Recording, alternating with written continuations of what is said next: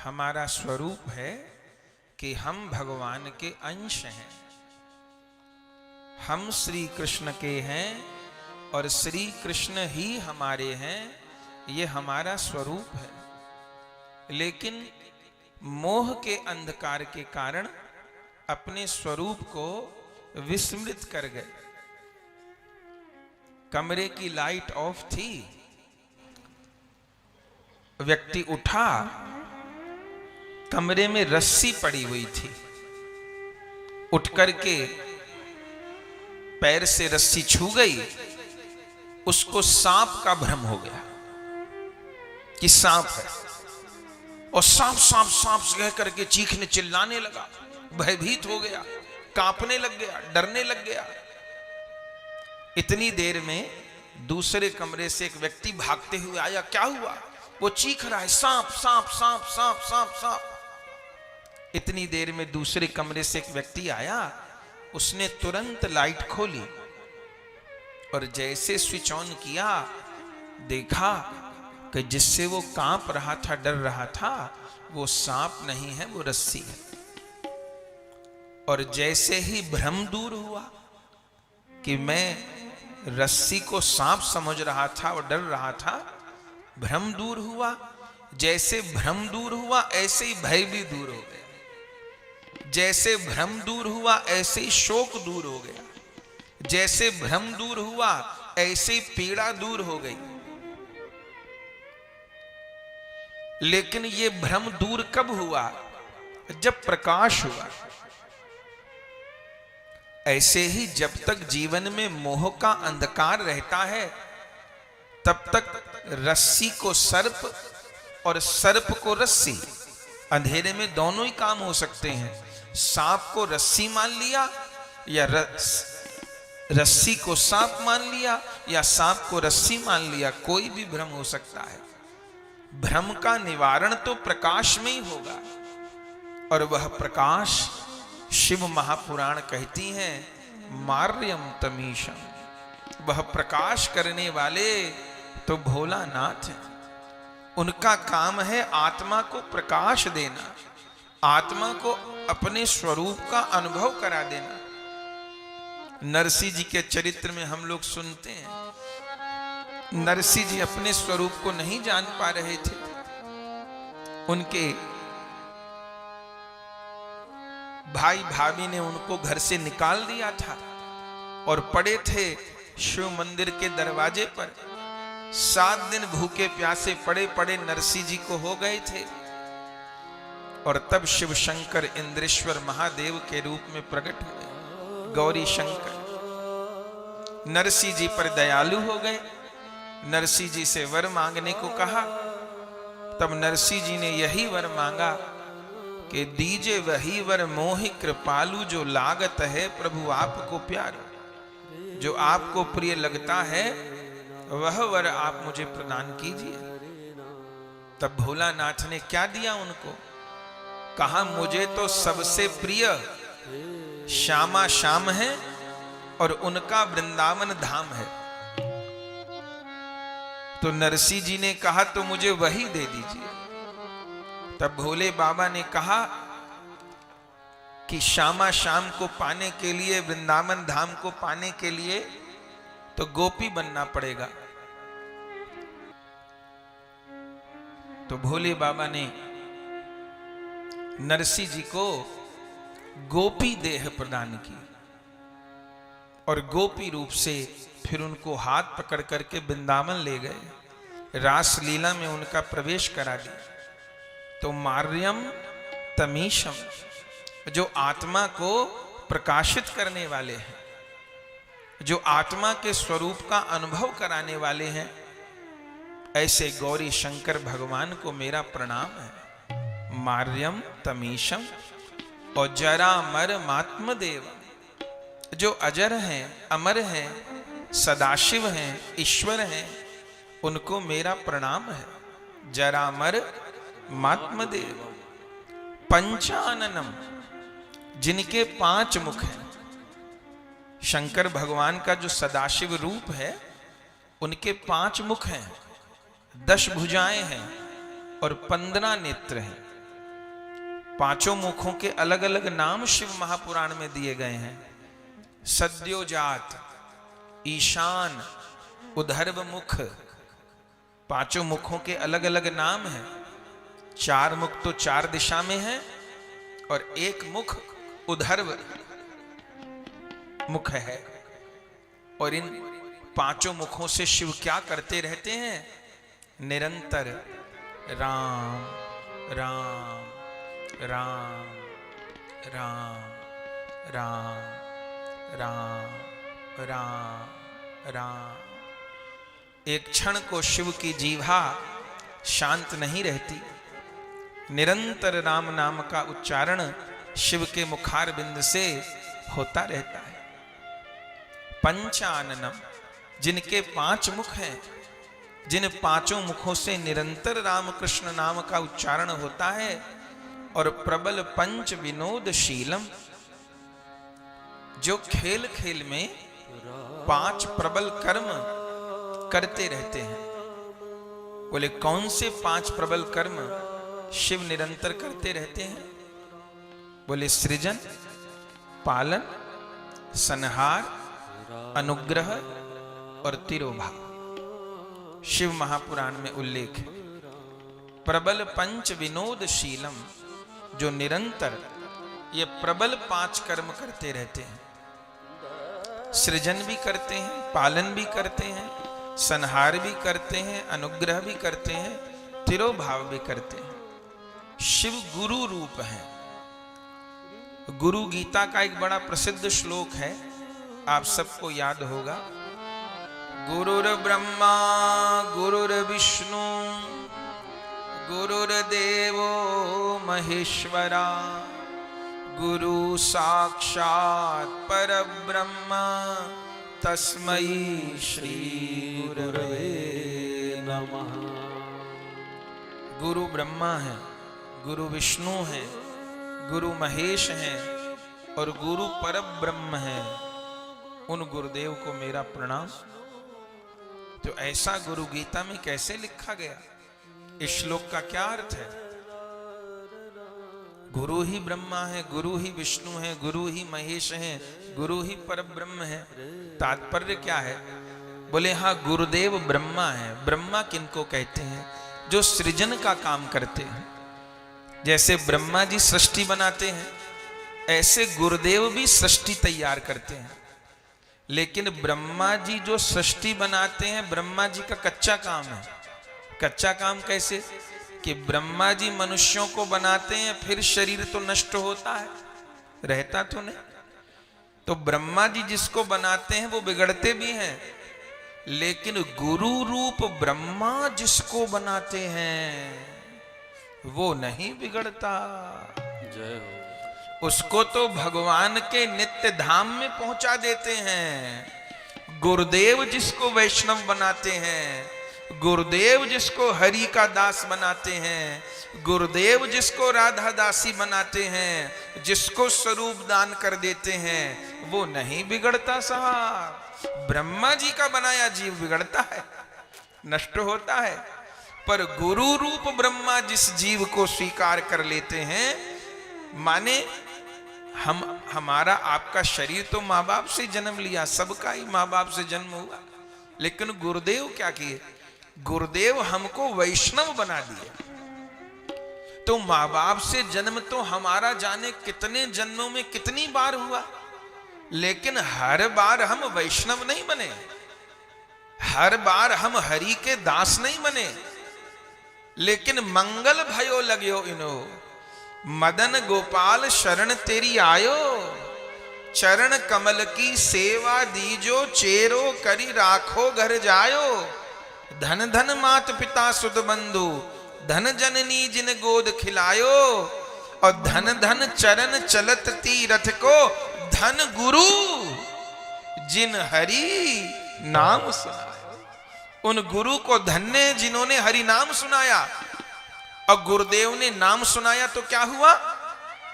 बोले श्री भट्ट के प्रभु दियो अभय पद। गुरुदेव क्या दिए? भय वाला पद नहीं दिए।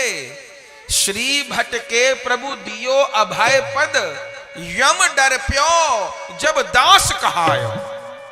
यमराज भी डर गए जब पता चला ये भगवान का दास है, ये गुरु शरणागत है। तो यम डर प्यो, वैष्णवों को देख के यमराज भी प्रणाम करते हैं। गुरु पादाश्रित हो गए, हरि के दास हो गए। अब हमारे भाग्य विदाता हरि और गुरु हैं, यमराज नहीं है। गुरु पादाश्रय ग्रहण कर लिए, एक बात पक्की हो गई कि अधोगमन नहीं होगा, नरकगामी कभी नहीं होंगे। हाँ, एक जन्म में साधना पूरी नहीं किए तो बार बार अगला जन्म मिलेगा, लेकिन दो बहुत बड़े लाभ होंगे। एक तो नरक में कभी नहीं जाएंगे, दूसरा अधो योनि में नहीं जाएंगे। बार बार जब तक भजन पूरा नहीं करेंगे तब तक मानव शरीर मिलता रहेगा। मानिए 100 कोस चलना था और इस जन्म में हम केवल 5 कोस चल पाए, ठीक, तो अगले जन्म में फिर प्रभु हमको मानव देह दे देंगे। अब शेष 95 कोस अपने को पूरा करना है। उस जन्म में फिर 10 कोस चल पाए तो शेष अगले जन्म में पूरा करना है। अधोगमन नहीं होगा। यम डर प्यो जब दास कहायो।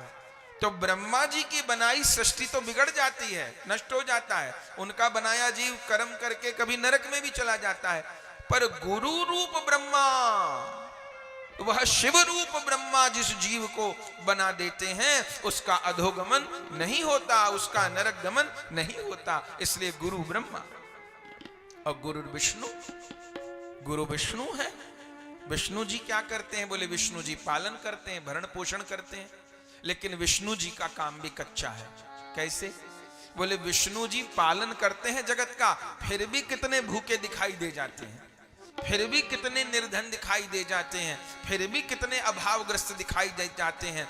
तो विष्णु पालन करते हैं फिर भी भूखे उघड़े निर्धन दिखाई दे जाते हैं, पर गुरु रूप विष्णु जिसका पालन कर देते हैं उसका एक जन्म नहीं, उसके जन्म जन्म का दारिद्र दूर हो जाता है।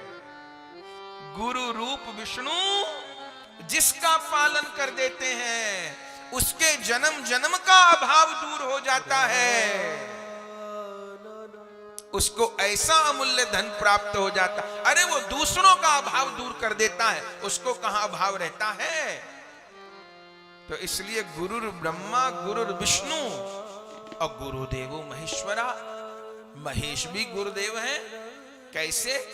बोले शिव तो संहार करते हैं, बोले शंकर जी का काम भी कच्चा है। कैसे? बोले शंकर जी राक्षसों का संहार तो करते हैं पर फिर पैदा हो जाते हैं, संहार करते हैं फिर पैदा हो जाते, संहार करते हैं फिर पैदा हो जाते हैं। पर गुरु रूप शंकर जब दुष्ट का संहार करते हैं, इस मन के विकार का संहार करते हैं, तो फिर वह विकार पैदा नहीं होता, फिर उसकी संसार चक्र से निवृत्ति होती ही है, फिर वो दोबारा गर्त में नहीं गिरता,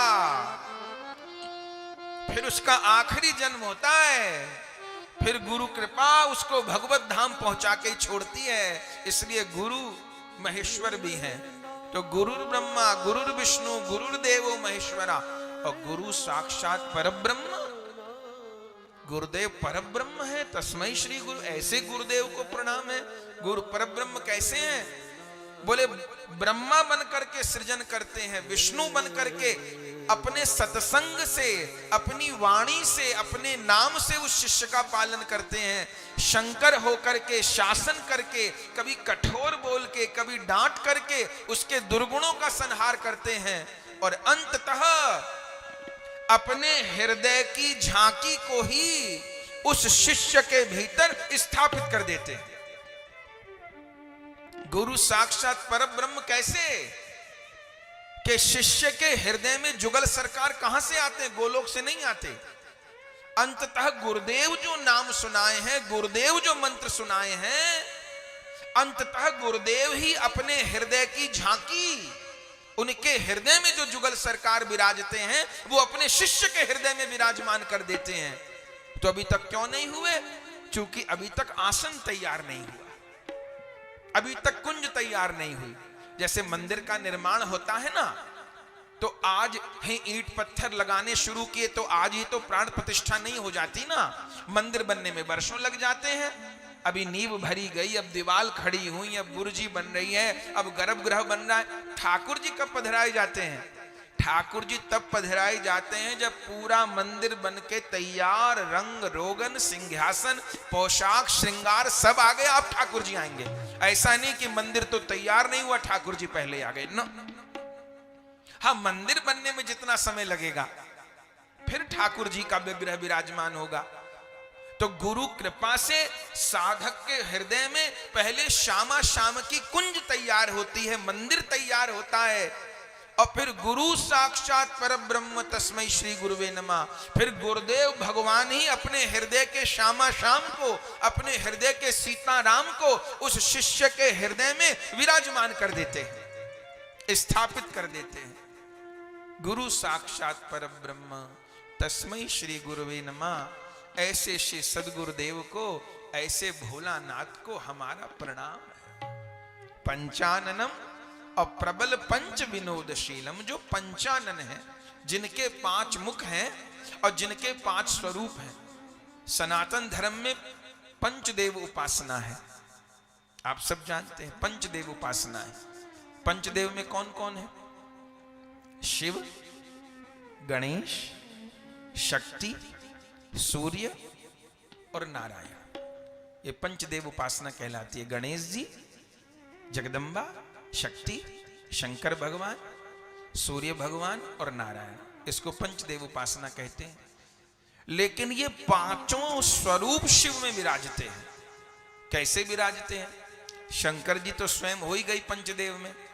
अच्छा, जो जगदम्बा है, शक्ति है, वो कौन है?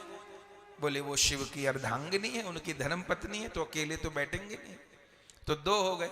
अच्छा, तीसरे कौन है? गणेश जी। बोले गणेश जी बेटे हैं उनके, तो 5 में से 3 तो ये हो गए, स्वयं शिव हो गए, उनकी अर्धांगिनी शक्ति हो गई, उनके पुत्र गणेश हो गए। अब चौथे हैं सूर्य। सूर्य कौन है? बोले सूर्य शंकर जी के नेत्र हैं। शंकर जी का जो नेत्र है वह सूर्य है, जिससे वो प्रकाश का संचार करते हैं, साधक में ज्ञान का संचार करते हैं, वो सूर्य है। तो 4 हो गए। अब बचे नारायण। तो नारायण कौन है? बोले शिव की आत्मा ही नारायण है। तो पंचदेव शिव में घटित हो जाते हैं। शिव, अर्धांगिनी शक्ति, पुत्र गणेश, सूर्य नेत्र और आत्मा नारायण। तो पंचाननम प्रबल पंच विनोदशीलम, जो खेल खेल में ये 5 प्रबल कर्म करते रहते हैं। संभावये मनसी शंकर मंबिकेशम। वेद व्यास भगवान शिव महापुराण के आरंभ में कह रहे हैं, संभावये मनसी, मैं मन से उन गौरी शंकर का चिंतन करता हूं, मन से उन गौरी शंकर के स्वरूप का स्मरण करता हूं, उनको प्रणाम करता हूं। तो आइए हम लोग भी जब वेद व्यास भगवान चिंतन प्रणाम को कहे हैं, तो शंकर तेरी जटा में बहती है गंगाधारा, इस पद के माध्यम से गौरी शंकर भगवान के स्वरूप को प्रणाम करें, चिंतन करें। शंकर तेरी जटा में बहती है गंगाधारा, शंकर तेरी जटा में बहती है गंगाधारा, शंकर तेरी जटा में बहती है गंगाधारा, शंकर तेरी जटा में बहती है गंगाधारा, कारी घटा के अंदर जिमी दामिनी उजारा, कारी घटा दामिनी उजारा।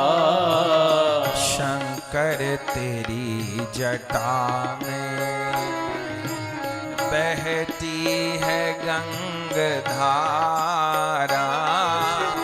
शंकर तेरी जटा में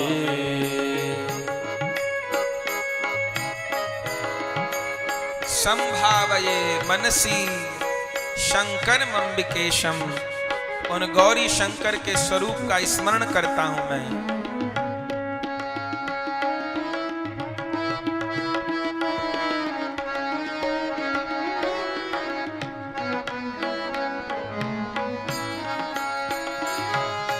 गरे मुंड माल धारी गल मुंड माल राजे। शशि भाल पे विराजे। शशि भाल पे विराजे। डमरू निनाद बाजे। डमरू निनाद बाजे। कर में त्रिशूल धारा। डमरू निनाद बाजे। कर में त्रिशूल धारा। शंकर तेरी जटा में बहती है गंगधारा। शंकर तेरी जटा में बहती है गंगधारा। कारी घटा के अंदर जिमी दामिनी उजारा। कारी घटा के अंदर जिमी दामिनी उजारा। शंकर तेरी जटा में। शंकर तेरी जटा में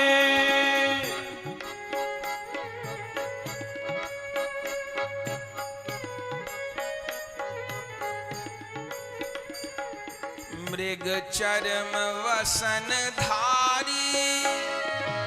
मृग चरम वसन धारी। वृषराज पे सवारी।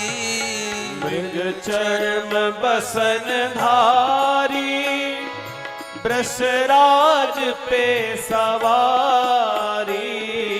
मृग चरम वसन धारी। वृषराज पे सवारी। मृग चर्म बसन धारी। वृषराज पे सवारी। वृषराज पे सवारी। वृषराज पे सवारी। निज भक्त दुख हारी। निज भक्त दुख हारी। शंकर निज भक्त दुख हारी। निज भक्त दुख हारी। सब विश्व के आधारा।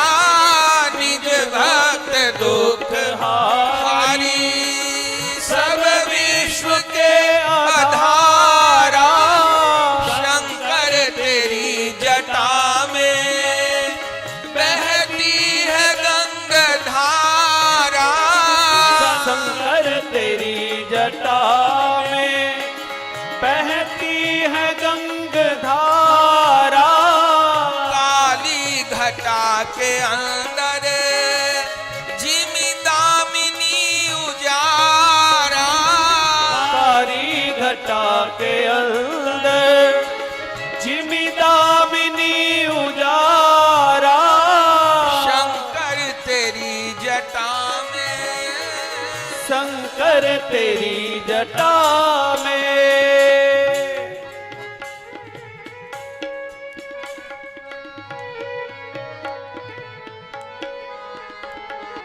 द्रग तीन तेज राशि। दृगतीन तेज राशि कटिबंध नाग फांसी। दृगतीन तेज राशि कटिबंध नाग फांसी। दृगतीन तेज राशि कटिबंध नाग फांसी। दृगतीन तेज राशि कटिबंध नाग फांसी। कटिबंध नाग फांसी। कटिबंध नाग फांसी। गिरजा है संग दासी। गिरजा है संग दासी। तेरे गिरजा है संग दासी। तेरे गिरजा है संग दासी। कैलाश में विहारा गिरजा है संग दासी। कैलाश में विहारा गिरजा है संग दासी। हर हर। कैलाश में विहारा गिरजा है संग दासी। कैलाश में विहारा शंकर तेरी जटा में बहती है गंगाधारा। शंकर तेरी जटा में बहती है गंगाधारा। कारी घटा के अंदर जिमिदामिनी उजारा।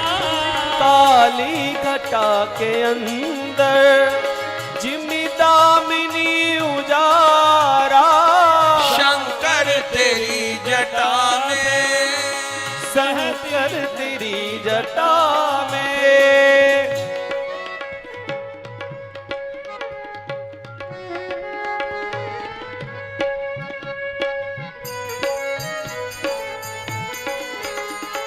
शिव नाम जो उचारे।